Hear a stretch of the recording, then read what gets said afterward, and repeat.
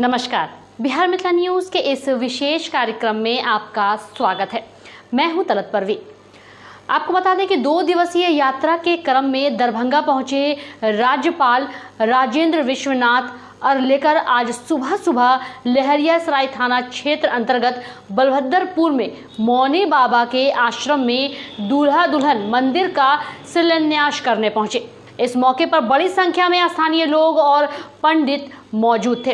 राज्यपाल ने मंदिर निर्माण की पूरी जानकारी ली और हर संभव मदद करने का भी आश्वासन दिया।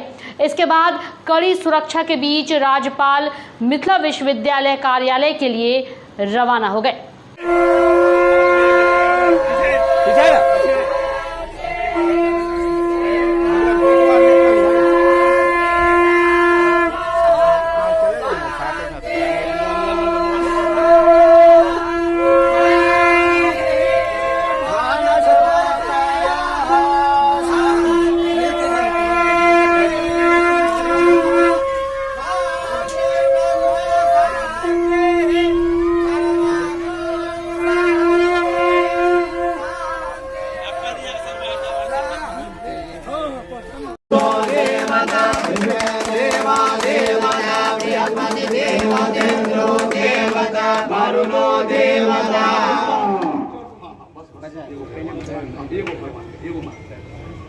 शांति ब्रह्म शांति सर्वभूम शांति शांति रेव शांति सामा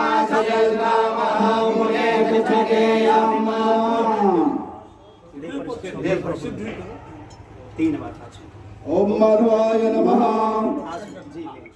ओम केशवाय नमः, ओम नारायणाय नमः।